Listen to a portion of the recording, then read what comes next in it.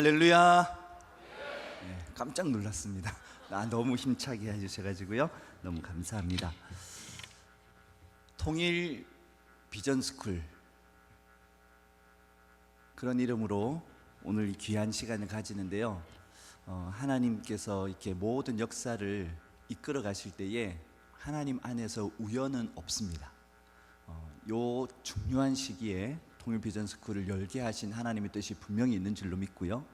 우리 금곡교회가 정말로 이 민족의 평화적인 복음 통일, 그리고 나아가서 남과 북이 하나가 되어져서 열방 가운데 복음 들고 나아가는 그런 일을 앞당겨내는데 귀하게 쓰임받는 우리 금곡교회 모든 성도님들, 우리 목사님 되시기를 예수님을 축복합니다. 잠깐 기도드리겠습니다. 하나님, 북이스라엘과 남유다 두 막대기를 내 손 안에서 하나가 되리라 선포하셨던 주님께서 지금 우리 민족 가운데 특별히 예수 그리스도를 주로 고백하며 이 한반도에서 신앙생활을 하고 있는 우리들에게 그 말씀 주시는 줄 믿습니다. 이 중요한 시기에 우리가 기도로, 또한 삶의 준비로, 복음의 본질의 회복으로 이 놀라운 하나님의 비전을 앞당겨낼 수 있도록 이곳에 있는 모든 하나님의 백성들을 사용하여 주시고, 우리 금곡교회가 나라의 평화적인 통일을 위해 앞장서 나아가는 우리 금곡교회 되게 하여 주시옵소서. 오늘 말씀 주실 때 주님의 은혜가 넘칠 줄 믿고 감사드리며 예수님의 이름으로 기도드리옵나이다. 아멘. 오늘 저는 본문을 가지고 하나가 된 두 막대기라는 제목으로 함께 은혜를 나누고자 합니다. 파워포인트를 제가 좀 준비를 했는데 혹시 보여주실 수 있을까요? 네. 저는 참 다행히도요, 또 행복으로, 참 행운으로 기독교 집안에서 하나님께서 저를 태어나게 하셨습니다. 그래서 친가로는 할아버지 때부터 3대, 그리고 외가는 증조 할머니부터 4대, 그래서 합이 7대 뼈대 있는 기독교 가문에서 제가 태어났습니다. 그리고 어렸을 때부터 신앙생활을 주일학교, 학생부, 또 청년부 이렇게 거치면서 자랐고요. 그런데도 참 아쉽게 교회는 꼬박꼬박 나갔고 교회 생활은 했지만 예수 그리스도를 인격적으로 만나지 못하고 주님으로 영접하지 못한 채 살고 있었습니다. 군대를 갔다 왔고요. 제가 대학은 전자공학을 공부를 했습니다. 전자공학을 공부를 왜 선택을 했냐면 그때 당시에 전자공학과가 꽤 전망이 좋았어요. 그래서 앞으로 취업하고 또 잘 살고 이런 이제 초점을 가지고 하나님 나라에 대한 어떤 비전은 전혀 없이 그냥 전자공학과를 택해서 갔습니다. 2학년을 마치고 군대를 갔다 와서 복학한 3학년 때 제 인생의 전환점, 터닝포인트가 생겼는데요. 부산의 고신대학이라고 학교가 있는데 거기서 여름에 청소년들을 이렇게 모아가지고 선교 횃불이라는 대회를 열었습니다. 그때 당시에 저희가 다니고 있던 교회에 중고등부 학생들이 수련회를 가게 되었고, 저는 교사가 아니었지만 보조교사로 섬기기 위해서 갔다가 거기서 예수님을 만났습니다. 저녁에 집회를 하고 있는데 성령님께서 제 마음속에 딱 말씀을 주시는데 뭐라고 하셨냐면, 네가 지금까지 잘못 살았다, 이 세 마디의 말씀을 주셨고, 그 말씀이 제 마음속에 딱 꽂히는 순간에 정말로 제가 죄인이라고 하는 것과 예수님을 나의 주님으로 영접할 수밖에 없도록 주님께서 이끌어 주셨고요. 그래서 제 삶이 완전히 바뀌었습니다. 그 이전에는 아주 오래전부터 교회를 다녔지만 찬송가 1절부터 4절까지 부르는 게 그렇게 힘들었고요. 축도가 끝나기 전에 이미 일어나서 밖으로 나가던 그런 저였는데, 1시간 예배 드리는 게 너무 힘들었는데 교회 생활하고 찬송을 부르고 하는 게 너무 기뻐졌습니다. 1년 동안 대학교 이제 3학년, 4학년 초를 이렇게 1년 동안 신앙생활을 열심히 하다 보니까 내가 졸업을 하고 뭘 할 건가에 대한 고민이 오면서 진짜 하나님 나라를 위해서 의미 있는 일을 하면 좋겠는데, 그래서 그 다음 해에 선교 횃불이라는 대회를 다시 갔어요. 그 선교 횃불 대회가 서울에서 선교 한국 대회가 열릴 때는 이제 중고등부 학생 대상으로 하고, 열리지 않는 홀수에는 청년 대학생을 대상으로 하는 그런 대회였습니다. 선교 햇불 대회에 가서 주님, 제가 앞으로 어떻게 살까요? 여쭤보니까 주님께서 그러면 너 선교해라, 이런 마음을 분명하게 주셨고요. 그래서 제가 대학을 졸업을 하고 바로 신학대학원을 간 것입니다. 제가 다닌 교회가 상남 성결교회라고요, 마산에 있는 교회인데 성결교회다 보니까 이제 서울신학대학교를 가게 되었습니다. 3년을 열심히 공부를 했고요. 졸업반 96년이었는데 그 96년 선교 한국 대회를 제가 갔을 때, 왜냐하면 선교에 대한 마음을 계속 가지고 있었으니까요. 이제 졸업반인데 어떻게 내가 어떤 방향을 가지고 선교를 하면 좋을까요? 그런 질문을 가지고 그 길을 갔습니다. 그러니까 하나님께서요, 제 마음속에 네가 앞으로 섬길 나라는 북한이다. 그게 96년 이야기입니다. 1996년에 여러분이 잘 아시다시피 북한은 고난의 행군의 시기를 지나면서 작게 보는 사람은 65만 명, 많게 보시는 분은 250만 명 굶어서 죽는 일이 생깁니다. 그때 하나님께서 참 많은 북한 사역자들을 부르셨는데 그 중에 하나가 저이고요. 그래서 제가 신대원을 졸업을 하고 교회를 이렇게 갔는데 그 교회에서 하나님이 예비하신 짝을 만났습니다. 결혼을 이제 2년 후에 했고요. 근데 제 아내가 자기가 중학교 때부터 리스트를 가지고 배우자를 위해서 기도했는데 그 배우자 리스트 중에 남편이 교수일 것, 그런 게 있었다는 거예요. 그러면서 저한테 공부를 더 하라고 이야기를 했습니다. 저는 공부 별로 안 좋아했는데 그래도 원한다고 하니까 가게 되었어요. 근데 그 THM이라는, 이제 MDB를 마치고 THM이라는 과정을 가게 된 게 제가 북한을 섬겨라라고 하는 그 말씀을 순종하게 되고 실제적으로 그 사역을 하게 되는데 굉장히 중요한 역할을 하게 되었습니다. 그래서 THM을 과정을 졸업하고 나서 이제 본격적으로 이제 북한 선교 사역을 시작할 때 하나님 어떤 마음을 주셨냐면요, THM 논문을 쓰는데 한국 교회가 해방 이후부터 계속해서 북한을 위해서, 통일을 위해서 기도하고 여러 가지 사역을 해왔는데 그 중에 제일 큰 어려움이 뭔가? 한국 교회가 하나가 안 되는 거. 남과 북을 복음으로 하나 되게 하는 게 북한 선교인데 정작 한국 교회가 북한을 보는 관점에 따라서 서로 막 나누어져 있고, 관점은 같고 같은 사역을 하는데 이 주도권 다툼, 이것 때문에 서로 싸우고 분열하고 반목하고 질시하는 이 모습을 제가 이제 논문을 쓰면서 보게 된 거예요.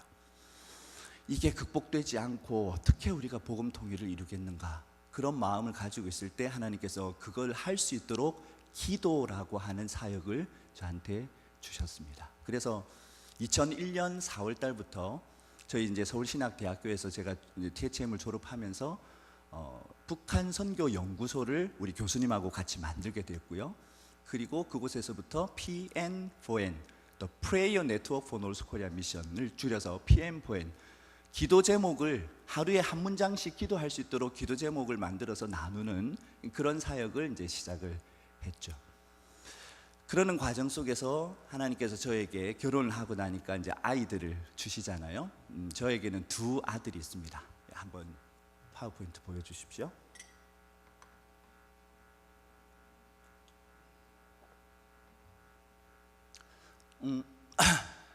첫 번째 보여주신 앞에, 한 칸 앞에 이 사진을 제가 제일 좋아합니다. 우리 가정의 뭐라고 할까요? 하나됨이라고 할까요? 이런 게 딱 보여지고 굉장히 행복했던 시간입니다. 근데 실제적으로 행복한 시간이었지만 재정적으로는 굉장히 어려웠어요. 제가 북한 선교연구소 사역을 하면서 뭐 돈을 받고 사역한 게 아니었기 때문에 파트 사역, 주말 사역하면서 50만 원 받아서 이 네 가족이 50만 원으로 생활하던 때입니다. 근데 그럼에도 불구하고 제일 행복했어요. 다음 2011년에 찍은 사진인데 제가 첫 번째 책 하나님의 눈으로 북한 바라보기라는 책을 쓰면서 거기에 이제 프로필로 쓰려고 일부러 가서 찍은 사진이고요. 제가 이 사진을 보여드리는 이유가 우리 첫 번째 아들이 태어났을 때 2000년 밀레니엄 베이비예요. 12월 달생인데 이름을 뭘로 지을까 고민을 많이 했습니다. 기도하는 가운데 하나님께서 어떤 이름을 주셨냐면 한민이라는 이름을 주셨어요. 다음 지금 저렇게 커서요. 나이는 이제 19인데 작년에 고등학교 2학년 때 그냥 그 검정고시를 해가지고 고등학교 과정을 패스를 하고 지금은 히브리 대학을 가 있습니다. 그 예루살렘에 있는 히브리 대학교. 왜냐하면 북한을 품고 기도하다 보니까요. 북한, 이슬람, 이스라엘은 반드시 연결이 됩니다. 그래서 이 우리 한민이가 한민족의 이름을 가지고 하나님께서 앞으로 열방을 하나 되게 하실 때 이스라엘에 미리 가서 준비하는 게 필요하겠다. 그런 마음을 가지고 지금 이스라엘 가서 히브리어를 배우고 있습니다. 이제 가가지고 이제 메키나라는 과정을 지나고 이제 히브리 대학에서 학부를 다닐 그럴 예정이 있습니다. 두 번째 아이가 태어났는데 이름을 뭘로 지을까 고민을 하다가 얘는 일민이다.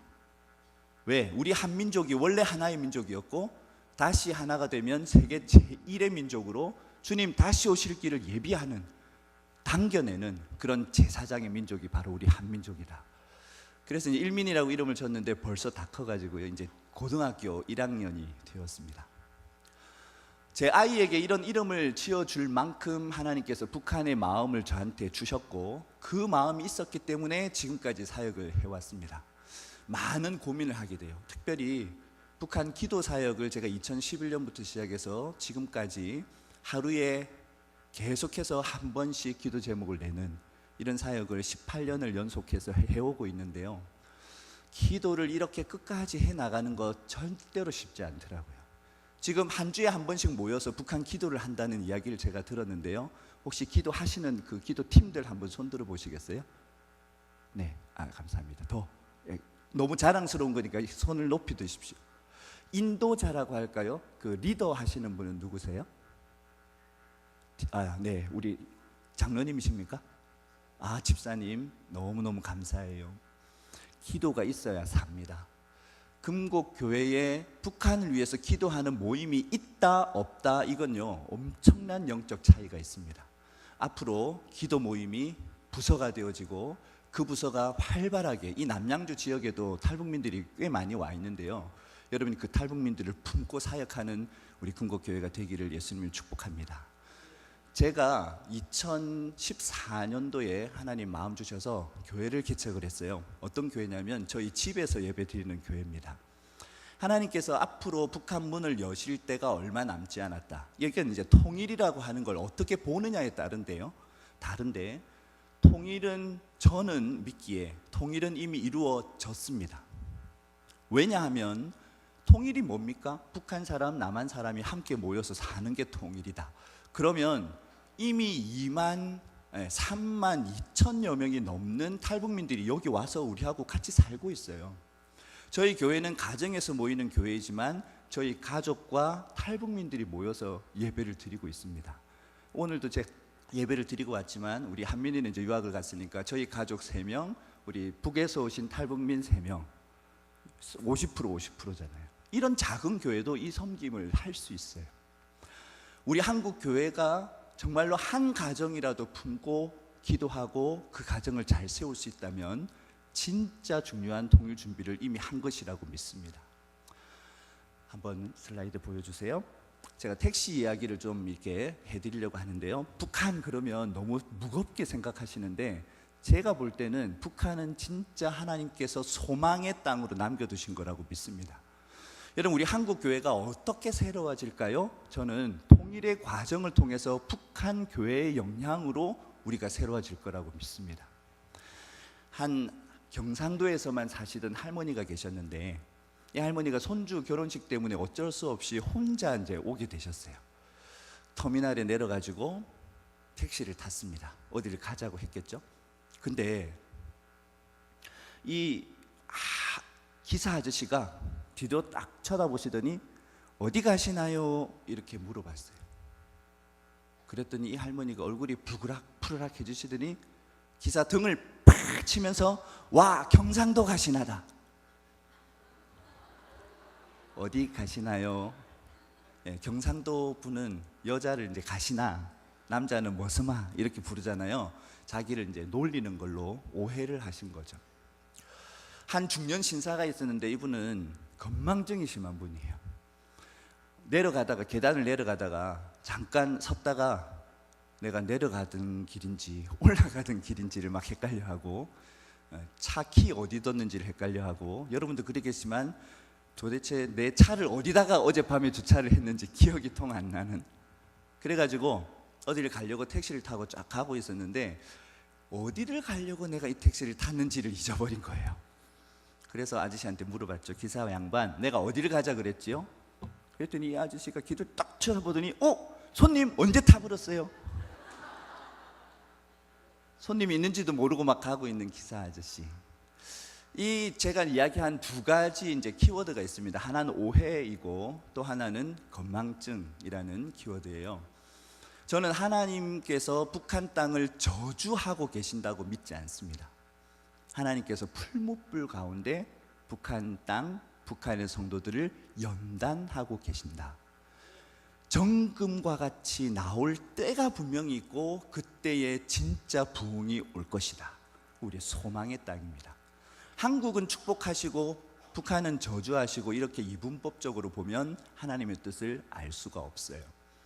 또 한 가지 건망증이라는 건요, 우리가 반만 년을 함께 살아온 한민족이잖아요. 근데 이제 분단된 지 73년이 되었습니다. 2015년에 저희들이 70년이 찼나이다, 주여 70년이 찼나이다, 이런 주제를 가지고 기도를 참 많이 했어요. 근데 진짜 보니까 38선이 그어졌더라도 거기에 무슨 철조망이 있었던 게 아니에요. 그러니까 오고 가고 하는 건 별 문제 없었습니다. 진짜 분단은 체제 분단. 이 48년도에 8월 15일 한국 정부, 대한민국 정부가 먼저 세워지고 9월 9일 날 조선민주주의인민공화국 정부가 세워지면서 그제서야 진짜 분단이 왔어요. 이게 정치적인 체제 분단이죠.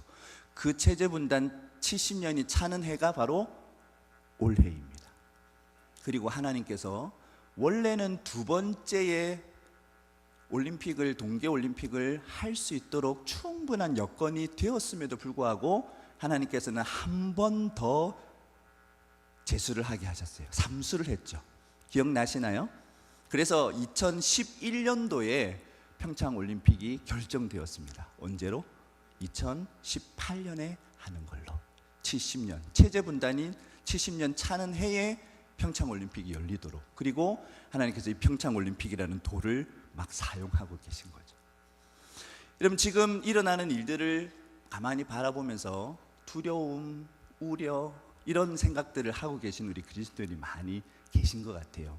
근데 오랫동안 기도해온 저는요, 할렐루야 이렇게 할 수밖에 없습니다. 왜냐하면 기도해온 대로 하나님이 지금 역사하고 계시기 때문에. 아무리 북한 정권이 악하다고 해도 하나님의 능력을 그들이 뛰어넘을 수가 없기 때문에 하나님의 통치 아래에서 지금 이 일들이 일어나고 있다고 믿습니다. 여러분, 10손가락 깨물어서 안 아픈 손가락 없다는 이야기 들어보셨죠? 이게 보통 이제 자식들 사이에 뭐 누가 더 사랑하니 이런 이야기 할 때 그런 이야기 하잖아요. 10손가락 깨물어 안 아픈 손가락 없다. 근데 실제로 아이들을 키워보면요, 마음이 더 가는 자식이 있어요, 없어요? 어떤 자식한테 더 마음이 가죠? 잘났고 뭐 내버려 둬도 잘할 자식, 아니면 진짜 참 못나가지고 안 도와주면 안 될 것 같은 자식에게 마음이 더 갑니까? 제대로 된 부모면 아마 후자일 거예요. 그런 부모의 마음을 가지고 하나님이 창조하신 이 세상, 특별히 지구를 다음 하나님 바라보신다고 한번 생각해 보세요. 어느 땅에 하나님의 마음이 제일 많이 가실까? 어느 땅에? 지금도 전 세계의 많은 그리스도인들이 핍박을 받고 죽임을 당하고 있습니다. 그런데 다음, 이 오픈도어 선교회라고요, 지금 전 세계에서 핍박받고 있는 그리스도인들 그런 상황들을 잘 정리해 가지고 매년 연초에 WWL, 그래서 월드 워치 리스트라는 걸 발표를 합니다. 이게 사회과학적으로 수치화해 가지고 기독교인들이 얼마나 핍박받고 있는가를 점수를 매기는 거예요. 그래서 1위부터 50위까지를 발표를 하는데, 이게 2003년부터 이 발표를 하기 시작했는데 16년 동안 부동의 1위 국가가 있습니다. 어디요? 우리의 동족, 동포인 북한입니다. 북한에서 신앙생활을 하기가 전 세계에서 가장 어렵다라고 하는 거예요. 이거는 아주 국가가 체제 차원에서 절대로 복음이 들어오지 못하게 막고 있는 땅이 북한입니다. 왜 그럴까요? 북한 체제는 가짜 체제이기 때문이죠. 기독교를 모방해서 세운 가짜 체제. 그러다 보니까 진짜 기독교가 복음이 들어오면 그 체제가 무너질 수밖에 없다는 걸 그들도 너무 잘 압니다. 그러니까 못 들어오게 막는 것이죠. 그리스도인들이 가장 핍박받고 있는 그 땅을 향해서 하나님이 마음이 가고 눈이 가지 않겠습니까? 그런데 예수님을 사랑하고 하나님을 사랑한다고 하는 우리 한국 교회 그리스도인들이, 특별히 이 분단된 조국에서 살고 있는 우리가 하나님이 바라보시면서 눈물 흘리고 있는 그 땅을 향해서 아무런 관심이 없다. 그 땅을 위해서 기도하지도 않는다. 통일을 이루어내기 위해서, 그 땅의 주민들을 살려내기 위해서 내 물질을 하나도 흘려보내지 않는다. 이건 문제가 있는 것이죠. 제가 2011년도에 다음이요, 이 책을 썼습니다. 하나님의 눈으로 북한 바라보기. 앞으로 조금 이제 정리를 하고 있는데요. 이제 하나님의 마음으로 북한 끌어안기, 이렇게 이제 책을 하나 쓸 예정인데요. 어떻게 하나님이 북한을 바라보시는가, 그걸 아는 게 상당히 중요합니다. 근데 제가 하나님께서 마음 주셔서 북한을 연구하고 기도 사역을 쭉 하다 보니까 하나님이 주신 마음이 있어요. 다음, 우리 민족이 하나님 앞에 어떻게 쓰임 받을까에 대한 예언적인 그림입니다.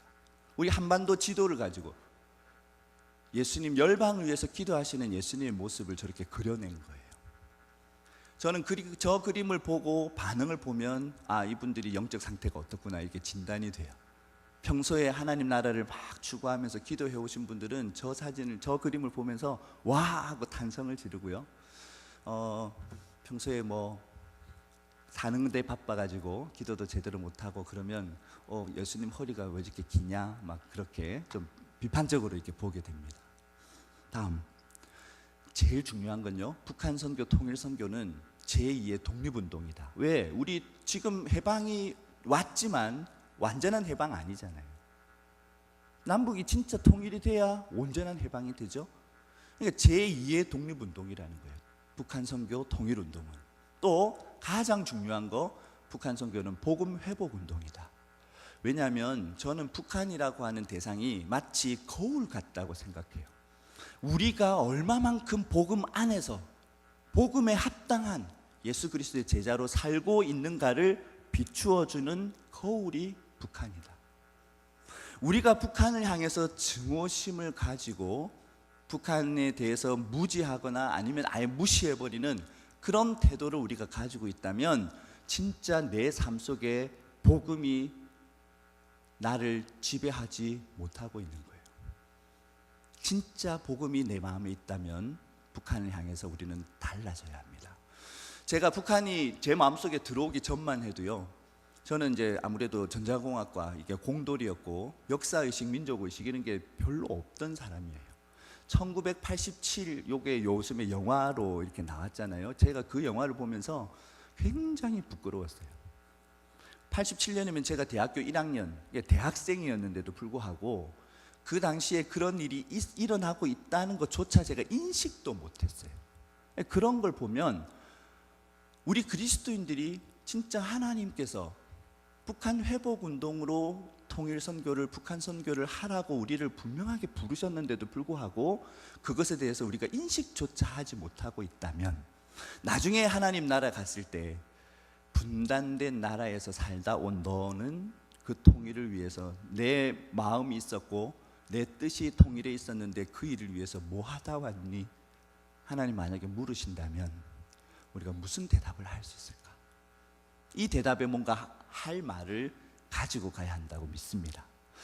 그래서 복음 회복 운동이라고 본다면 저는 두 가지 차원에서 이제 회복이 필요하다. 하나는 우리의 본질, 비잉의 문제, 존재의 문제가 회복이 되어야 되고, 또 하나는 우리가 무엇을 하고 있는가를 우리가 스스로 점검하는 것이 필요하다고 믿습니다. 다음이요, 본질 회복을 위해서 첫 번째, 하나님의 주권, 이걸 우리가 분명하게 알아야 해요. 하나님이 이 세상 만물을 통치하고 계시죠? 할렐루야. 여러분 믿으시나요? 하나님이 이 세상 만물을 통치하고 계신데, 단지 창조주가 아니라 지금도 이 만물을 다스리고 역사의 주인이시다. 그렇다고 한다면 우리가 북한을 향해서 두려워할 이유가 없어요. 두려움은 온전한 사랑으로 내쫓는 거예요. 왜? 전능하시고 모든 것을 아시는 하나님께서 우리 민족을 잡고 가고 계신다.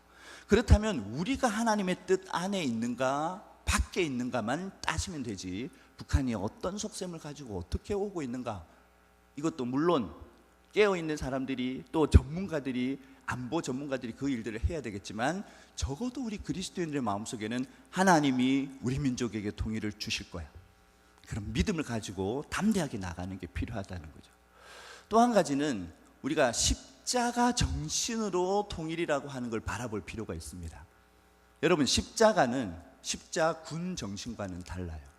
십자군 정신은 내 힘을 가지고 적을 눌러서 억지로 바꾸는 것입니다. 그런 방식으로 예수님이 일하지 않으셨어요. 예수님의 일하는 방식은 십자가에서 자기를 죽이는 것입니다. 낮아지고 낮아지시는 것입니다. 그렇게 하니까 진짜 변화가 오게 되는 것이죠. 또 한 가지는 한 몸 안에서 연합하는 것. 아까 제가 말씀드렸듯이 우리 한국 교회가 한 몸으로서 연합하는 것, 이게 너무너무 중요합니다.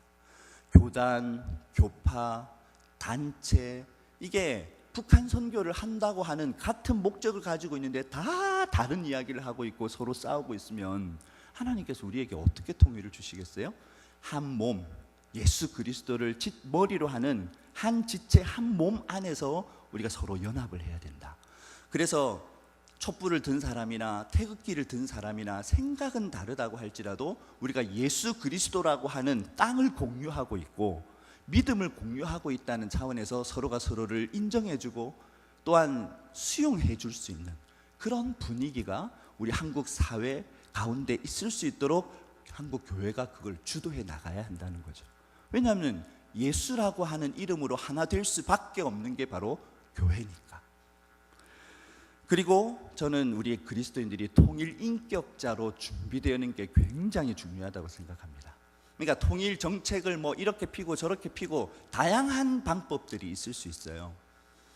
지금 이렇게 북한이 확 바뀐 이유 중에 하나는 뭐냐면요, 앞선 정부가 철저하게 대북 제재를 했기 때문이에요. 역설적으로. 그게 거름이 되어서 지금 북한이 이렇게 가서는 안 되겠구나라고 하는 걸 판단하는 거거든요. 그러니까 과거 정부가 무조건 잘못했다 이렇게 이야기하는 건 하나님의 넓은 눈으로 보면 그것도 하나의 과정이었다, 그 역할이 있었다, 이렇게 볼 수 있는 것이죠. 지금은 이제 대화를 하고 이렇게 나갈 때 대화하면 안 돼라고 이야기하기보다는 그 대화를 통해서 더 나은 것을 이끌어내고 잘못 가지 않도록 감시하는 역할, 이게 바로 보수적인 생각을 가지고 있는 분이 해야 할 것이지, 그 대화 자체를 하면 안 돼 이렇게 하는 것은 지혜롭지 못하다고 봅니다.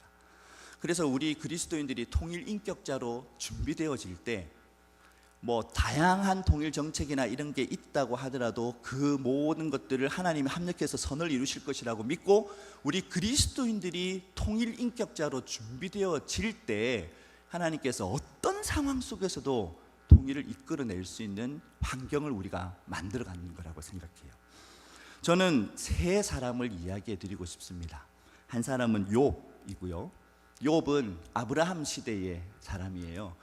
그러니까 굉장히 초기의 사람이죠. 두 번째는 요셉, 아브라함, 이삭, 야곱, 그리고 네 번째 족장이었던 요셉을 이야기해 드리고 싶고, 마지막으로는 바울, 이렇게 세 사람을 핵심적인 것만 말씀드리고 싶습니다.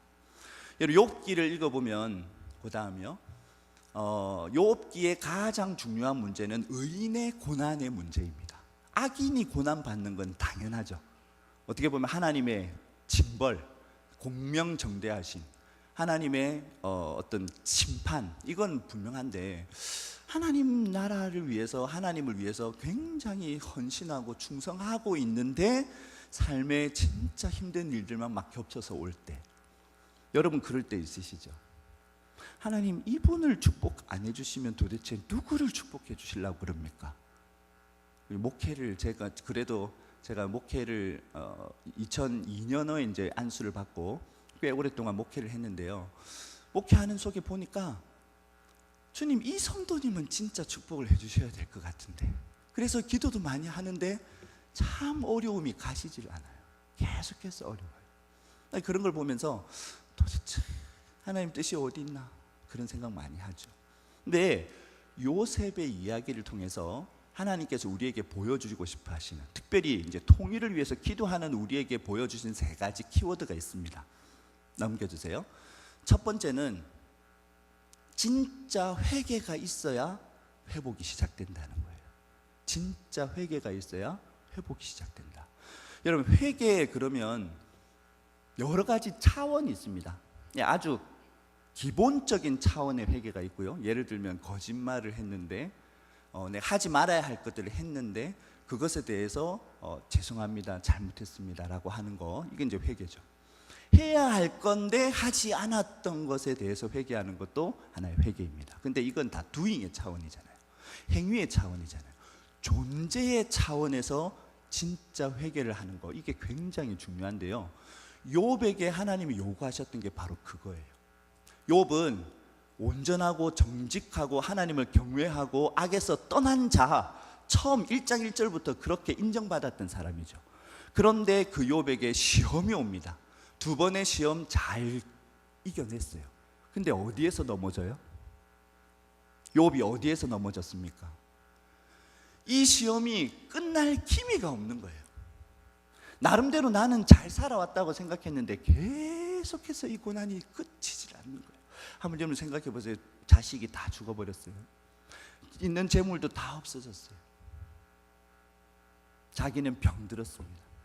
방을 들어갈 수도 없어요. 계속해서 고름이 흐르니까. 그런 상황 속에서 그게 한 달, 두 달, 6개월 이렇게 시간이 지나간다고 한번 생각해 보세요. 아무리 강력한 믿음을 가지고 있다 하더라도 그런 상황 속에서 그 믿음을 지키는 건 너무 어렵죠. 결국 친구들과의 대화 속에서 욥이 이야기합니다. 하나님이 도대체 나한테 왜 이러시는 거예요? 전능자인 그분이 도대체 나를 화를 쏴가지고 내가 완전 내장이 다 뒤집어진다. 도대체 내가 뭘 잘못했나? 하나님을 향해서 원망하고 하나님이 잘못됐다는 이야기를 하기 시작했을 때 하나님께서 그에게 나타나셔요. 그래서 하시는 말씀이 이거죠. 욥아, 나는 네가 지금 욕하고 있는 나는 이 세상 만물을 창조한 창조주다. 그리고 이 세상 만물을 다스리고 있는 주권자다. 나를 향해서 손가락질하면서 왜 나한테 이렇게 하고 있냐고 이야기하는 너는 도대체 누구냐? 하나님이 그 질문을 주셨을 때 욥이 진짜 깨달음이 와요. 그래서 회개를 하죠. 진짜 회개합니다. 그러면서 했던 말이, 주님, 제가 지금까지 눈으로 주님을 보기만 했는데, 귀로 듣기만 했는데 이제는 눈으로 주님을 봅니다. 여러분, 귀로 듣는 사람과 눈으로 보는 사람의 차이가 뭡니까? 저는 고난이 왔을 때라고 생각해요. 고난이 왔을 때 귀로 듣기만 한 사람은 그냥 왜 하나님 도대체 왜 나한테 이렇게 하십니까? 하나님 우리 민족에게 왜 이런 분단을 주십니까? 라고 질문할 거예요. 근데 진짜 하나님 앞에 회개하고 눈으로 하나님을 보는 사람은 질문이 바뀌어요. How? 하나님, 이 상황 속에서 내가 어떻게 하기를 원하십니까? 여러분, 고난 가운데 왜라고 질문하는 사람과 어떻게라고 하는 질문은요, 하나님을 보는 눈의 차이에 있습니다. 진짜 전능하신 하나님을 안다면 우리는 어떻게라고 질문해야 되죠. 그 다음을 보면 두 번째로 이 욥과 세 친구가 막 싸우잖아요. 결국은 욥이 그 세 친구들을 위해서 기도할 때, 다음입니다. 다음 슬라이드요. 기도할 때 어떤 일이 일어나요? 욥이 회복되기 시작해요. 그러니까 여러분 잘 아셔야 되는 게, 우리가 북한을 향해서 용서할 수 있는 건 그리스도인밖에 없어요. 세상 사람들은 절대로 북한에서 겪었던 그 어려움들, 그것 때문에라도 원한이 있는 걸 풀 수가 없습니다. 근데 그리스도인들은 우리가 용서받은 경험이 있잖아요. 예수님의 십자가 때문에.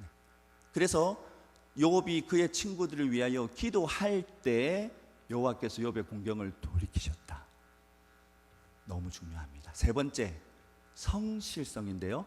이 성실성은 욥이 다시 회복되어져 가는 과정을 여러분 보시면요, 하나님이 욥을 치실 때, 그러니까 사단을 통해서 욥을 치실 때는 한꺼번에 다 가져가셨어요. 자식 한꺼번에 다 죽었죠.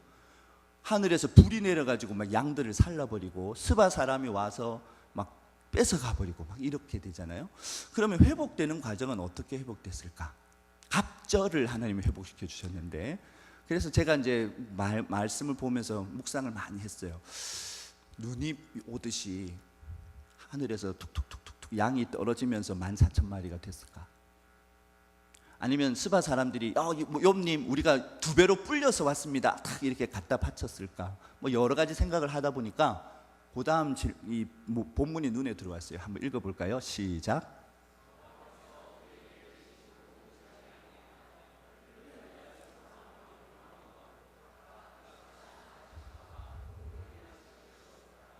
캐시트 하나, 금고리 하나, 이건요 부조금을 주고 간 거예요. 우리 지금 이야기하면 한 5만 원, 10만 원씩 주고 간 거예요. 이게 시드머니가 되는 거예요.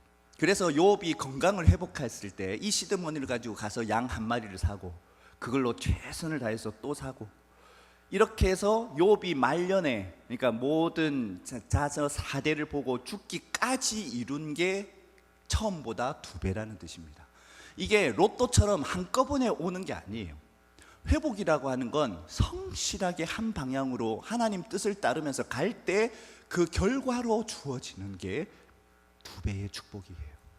근데 우리는 어떻게 생각하냐면 대박처럼 오는 통일을 생각하는 거죠.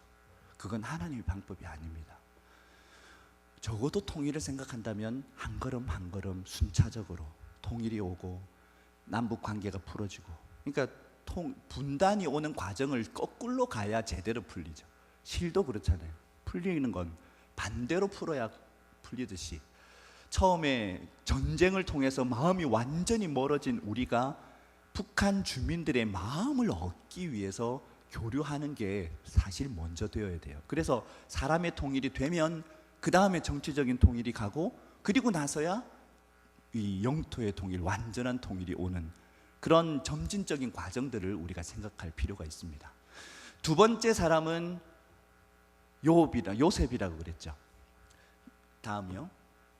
요셉은 여러분 잘 아시다시피 아브라함, 이삭, 야곱, 요셉으로 이렇게 이어지는 사람인데, 요셉의 삶을 보면 다음이요, 하나님께서 요셉에게 굉장한 고난들을 많이 주셨어요. 특별히 형들에게서 배신당하고 죽이려고 하다가 이제 팔아버리는.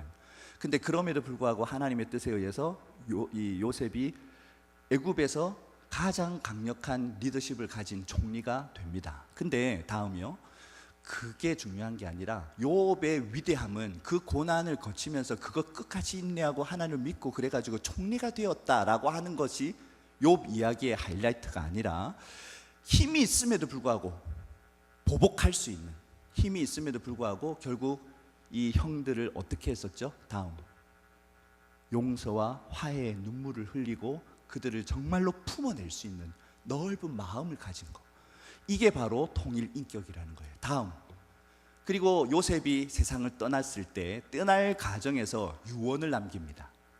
아버지 야곱도 유언을 남기는데, 아버지는 뭐라고 유언을 남겼냐면, 내가 죽으면 이 이방 땅 이스라엘에다, 여기다가 애굽에다가 묻지 말고 내 아버지 할아버지가 묻혀 있는 저 가나안 땅에다가 나를 묻어달라, 그렇게 했어요. 그 유언 그대로 성취가 됩니다. 근데 요셉은 죽으면서 무슨 유언을 남겼냐면요, 언젠가 반드시 하나님이 너희들을 찾아올 텐데 그때 내 해골, 내 유골을 메고 올라가라, 이렇게 유언을 남깁니다. 여러분 아시다시피 창세기 50장하고 출애굽기 1장 사이에 400년이 넘는 기간이 있어요. 그리고 이 모세가 태어나고 나서 80년이 지나서 출애굽이 있죠. 네, 그 출애굽 때 어떤 일이 있는지 한번 보실까요? 다음 같이 한번 읽습니다. 시작.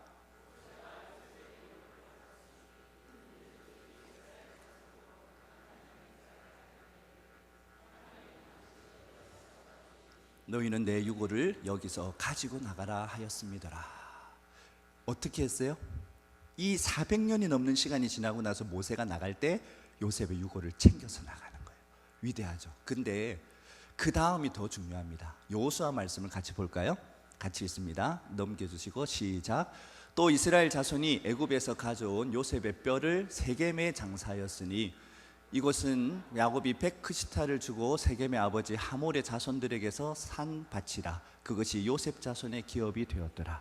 창세기 끝에서부터 여호수아 끝장까지, 여러분, 우리의 눈에는 보이지 않지만 계속해서 이스라엘 자손들의 역사와 함께 가고 있는 게 바로 요셉의 유골인 거예요. 그런 유언을 남길 만큼 요셉이 가지고 있었던 민족의식과 역사의식, 우리가 아까 이야기했던 그 건망증과 완전히 대비되는 이 역사의식과 민족의식을 우리 한국 교회의 다음 세대들에게 전수해야 된다는 거예요. 재미를 가지고 교회에 아무리 아이들을 끌어들여도요, 세상의 재미를 교회가 따라갈 수가 없습니다. 결국은 의미, 정말로 하나님이 부어주시는 그 역사를 바라보는 능력, 이게 아이들에게 심어질 때 이 아이들이 세상을 이기는 믿음을 가진 아이들로 자라게 될 줄로 믿습니다. 요셉은 17살에 팔려갔는데 언제 저런 의식을 가질 수 있었을까? 제가 고민을 하면서 본문을 많이 이렇게 이 요셉 이야기를 살펴봤는데요, 한 사람이 딱 떠올랐어요. 그게 이삭입니다. 이삭.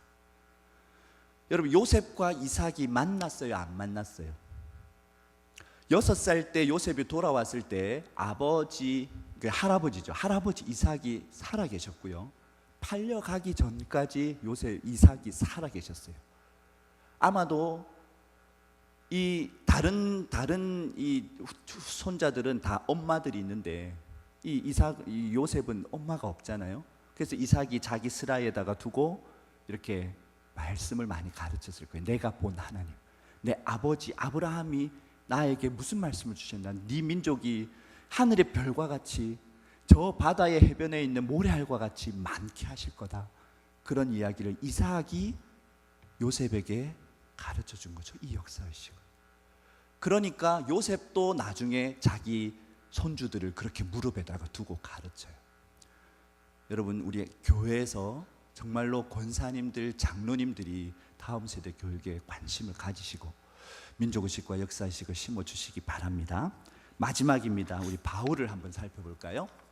원래 바울은 이방인의 사도로 불림을 받았죠. 그럼에도 불구하고 그가 동포인 유대인들을 진정으로 사랑하는 마음을 가지고 어디를 가든지 제일 먼저 가는 곳은 유대인들이 모여있는 회당이었습니다. 다음 보시죠.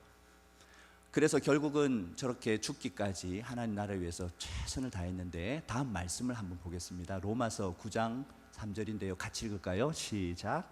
내 형제 곧 고륙의 친척을 위하여 내 자신이 저주를 받아 그리스도에게서 끊어질지라도 원하는 바로라. 아멘. 이 바울의 마음이 우리에게 있게 되기를 간절히 소망합니다. 다음은 이제 믿음의 행함에 대해서 몇 가지만 이야기 드릴게요. 우리 교회에서 일주일에 한 번씩 북한 기도가 있는 것에 대해서 더 많은 분들이 동참을 해주셔야 돼요. 그리고 모여서 기도하는 것뿐만 아니라 여러분의 개인의 기도의 삶 속에서 북한을 위한 기도를 하시는 거, 이게 저는 이제 민족 중보자라고 생각하거든요. 이 민족 중보자로서 내가 살아가는 거, 이게 굉장히 중요합니다. 근데 북한을 위해서 기도하려고 하면 사실 막막하죠. 뭘 위해서 어떻게 기도해야 되는지 잘 모르니까요. 그래서 저희 pmpoen.org 이 사이트를 여러분 들어가시면 하루 계속해서 기도해야 될 제목들이 업데이트가 됩니다. 이걸 많이 활용하시고요. 그 다음에 탈북민들, 우리 옆에 있는 탈북민들을 돕는데, 그냥 돕는데 머물면 안 돼요. 가족이 되어주는 거예요. 물질로 돕는 거 너무 중요하지만 물질이 가는 건 마음이 가는 거하고 틀립니다. 마음이 가면 물질이 안 가도 그 사람들이 사랑을 알아요. 근데 마음이 안 가는 물질을 받으면 그 물질이 끊어지면 관계도 끊어져 버립니다. 탈북민 사역을 할 때는 가족이 되어준다, 그런 마음을 가지고 해야 하고요. 그 다음에 물질적으로 우리가 헌신을 해야 해요. 제가 목사님과 잠깐 이제 말씀 나누는 중에 이제 통일헌금, 북한 선교 헌금을 만드셨다고 이야기 들었는데요.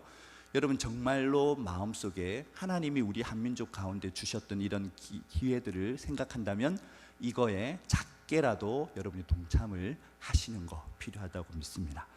또 통일사역 모임, 기도 모임이 부서가 되고, 이 부서가 한국 교회에서 지금 많은 교회들이 이런 사역을 하고 있는데, 우리 교회가 우리 교회의 이름으로 뭔가 새로운 걸 하는 게 아니라 기존에 하고 있는 일에 힘을 보태주는 방식으로 그렇게 일하시면 좋겠습니다. 그리고 우리 특별히 청년들은 여러분의 전문 영역에서 통일 이후에 내가 이 전문 영역을 가지고 우리 민족을 어떻게 섬길까, 특별히 북한 동포들을 어떻게 섬길까, 그런 고민들을 더 많이 했으면 좋겠습니다. 오늘 본문인데요, 제일 마지막에 보시면 다음 슬라이드요. 하나만 더 넘겨주십시오. 슬라이드. 자, 우리 에스겔 37장 16절부터 17절, 17절만 같이 한번 읽어볼까요? 에스겔 37장 17절 같이 읽습니다. 시작. 그 막대기들을 서로 합하여 하나가 되게 하라. 내 손에서 둘이 하나가 되리라. 내 손에서 둘이 하나가 되리라. 근데 19절에 가면요, 이 내가 어이가 아니라 아이로 바뀌면서 그 내는 하나님의 손이에요. 우리들이 먼저 그 떨어져 있는 두 막대기를 끌어안고 하나가 되게 할 때 그 위에 뭐가 엎어진다는 거죠? 하나님의 손이 겹쳐서 그 일을 이루게 하신다는 것이죠. 저는 북한 선교, 통일 선교의 궁극적인 방향은 하나님 나라를 위한 것이라고 믿습니다. 마지막 슬라이드입니다. 하나님의 나라, 하나님의 권세, 하나님의 영광을 위해서 우리가 북한 선교, 통일 선교를 해야 하고, 결국은 세계 복음화와 열방 구원의 열쇠로 북한을 볼 수 있는 눈을 가지고 우리가 북한을 위해서 기도하고 또 여러 가지 사역을 감당해야 할 줄로 믿습니다. 하지만 이 큰 이야기를 하기 전에 시작은 누구로부터? 나 자신으로부터. 그래서 나 자신이 통일인격자가 되고, 그리고 제가 제시한 여러 가지 해야 할 것들에 대해서 행동하는 일이 있을 때 우리를 통해서 하나님께서 놀라운 이 민족의 평화 통일 뿐만 아니라 열방을 구원하는 우리 민족으로 주님께서 우리를 사용하여 주실 줄로 믿습니다. 우리 찬양팀 아버지 당신의 마음이 있는 곳에 이 찬양을 드리시는데요, 이 찬양의 가사를 보면 아버지 당신의 마음이 있는 곳에 나의 마음이 있기를 원합니다. 당신의 눈물이 고인 곳에 나의 눈물이 고이기를 원합니다. 여러분, 지금 북녘 땅에 있는 우리 동포들이 정말 고통 가운데 있습니다. 근데 우리가 그들에 대해서 너무 무관심하지 않았는가? 또 그 북녘 땅은 절망의 땅, 저주의 땅이 아니라 하나님이 예비하신 소망의 땅이고 우리를 회복시킬 땅이다. 그런 어떤 마음을 가지고 하나님, 아버지의 마음이 있는 그곳에 내 마음이 있기를 원하고 우리 금곡교회의 마음이 있기를 원합니다. 그런 마음으로 찬양하고 기도하고 마치도록 하겠습니다. 아버지 당신의 마음이, 아버지 당신의 마음이 있는 곳에 나의 마음이 있기를 원해요. 아버지 당신의 눈물이 고인 곳에 나의 눈물이 고이길 원해요.